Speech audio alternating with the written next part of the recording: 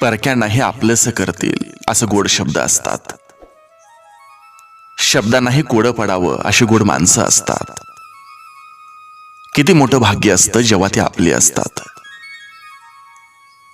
आणि रसिकानो, तुम्ही आपली आहात, या परिवारातील आहात. आजही मी तुमच्यासाठी खूप सुंदर असं सुविचार घेऊन आलोय. जेव्हा काही माणसांना तुमच्यातलं चांगलं सहन होत नाही,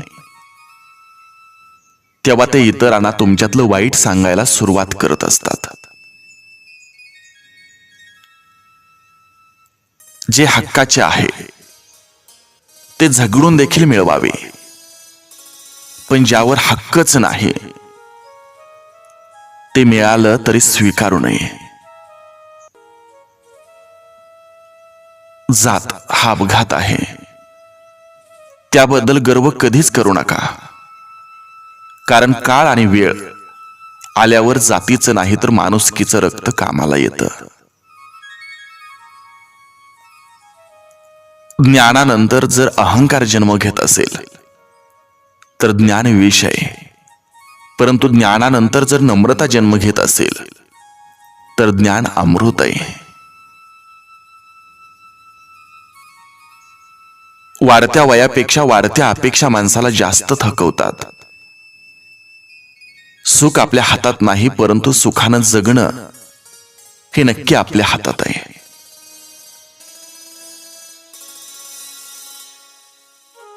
एका मिनिटात तुमचं आयुष्य बदलू शकत नाही, पण 1 मिनिट नीट विचार करून घेतलेला निर्णय मात्र तुमचं आयुष्य नक्की बदलू शकतो. संत आणि वसंत मध्ये एक साम्य आहे. जेव्हा वसंत येतो तेव्हा प्रकृती सुधारते, आणि जेव्हा संत येतात तेव्हा संस्कृती सुधारते.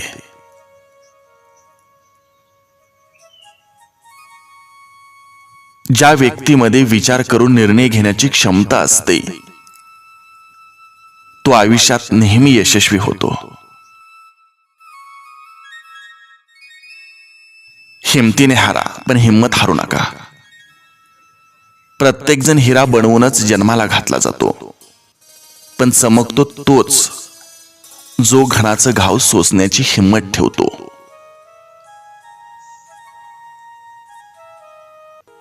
खेळ शिकायचा असेल तर बुद्धिबळाचा शिका, कारण त्यात एक चांगला नियम आहे. आपला माणूस आपल्या माणसाचा पराभव करत नाही.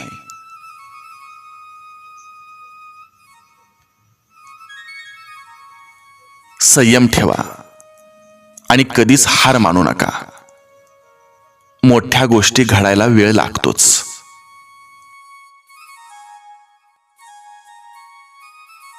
सुखासाठी जे काही कराल त्यात आनंद मिळेलच असं नाही, परंतु आनंदानं जे काही कराल त्यात सुख नक्कीच मिळतं. आयुष्य आपल्या सामर्थ्यावर जगायला हवं. दुसऱ्याच्या खांद्यावर तर केवळ अंत्ययात्राच निघते.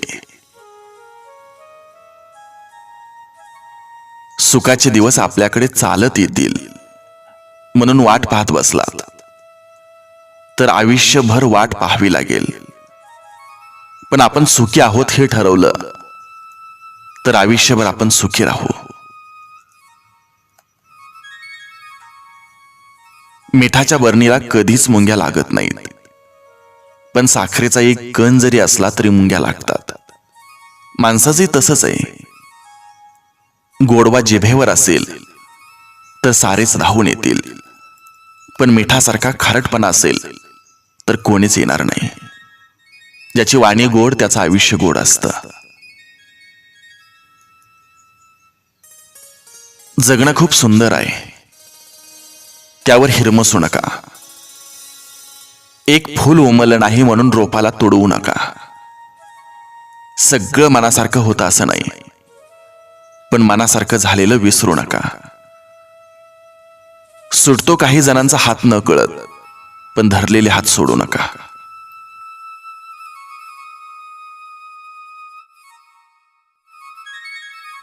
हिरा आणि काचेत फरक ओळखायचा असेल तर उन्हात ठेवा. जी गरम होते ती काच, आणि जो थंड राहतो तो हिरा.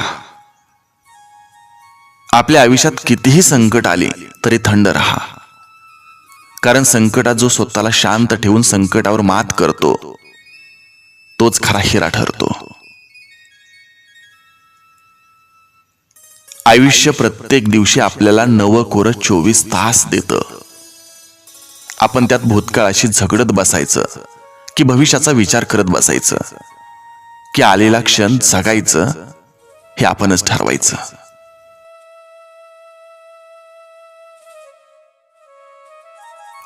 आपली चांगली वेळ जगाला सांगते की आपण काय आहोत, परंतु आपली वाईट वेळ आपल्याला सांगते की जग काय आहे. छोटंच आयुष्य आहे, ते त्या लोकांसोबत घालवा जे तुमच्या अस्तित्वाची किंमत जाणतात. आयुष्य आनंदी ठेवायचं असेल तर स्वाद आणि वाद या दोन्हीचा त्याग केला पाहिजे. स्वाद सोडला तर शरीराला फायदा आणि वाद सोडला तर नात्याला फायदा.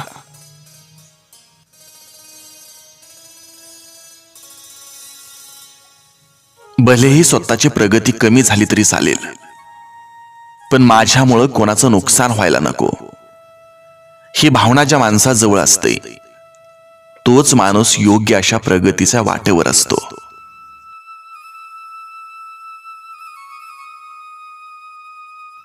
आयुष्यात झालेल्या चुकामुळे जर आपण प्रयत्न करणं थांबवलं तर ते मात्र चुकीचं आहे. त्या चुकातून शिकणं आणि पुढे जाणं म्हणजे आयुष्य आहे. स्वतःला असं तयार करा की तुमच्या विरोधकाला तुमचा पाय खेचण्याऐवजी तुमचा हात पकडून पुढे जाण्याची इच्छा निर्माण झाली पाहिजे. बोलण्यापूर्वी शब्द आणि पेरण्यापूर्वी बी कोणतं वापरणार याचा जरूर विचार करा. नंतर विचार करण्यात काहीच अर्थ नाही, कारण परतावा तोच मिळेल जो तुम्ही वापरला आहात. बघण्याची नजर प्रामाणिक असेल तर नजरेला दिसणारी प्रत्येक गोष्ट सुंदर दिसते. स्वतःच्या चुका लपवून आणि दुसऱ्याच्या चुका दाखवून आपलं व्यक्तिमत्व सिद्ध होत नसतं. सुरुवात नेहमीच छोटी करावी, पण शेवट मात्र एक सोहळा बनला पाहिजे. आयुष्यात सावकाश चाला, काही हरकत नाही, पण चालताना असं चालायचं की आपल्या कर्तृत्वाची आणि मनमिळावू स्वभावाची, आत्मिक समाधान लाभलेल्या मनाची आणि दैदिप्यमान यशाची सोन पावलं सदैव मागे उमटली पाहिजेत.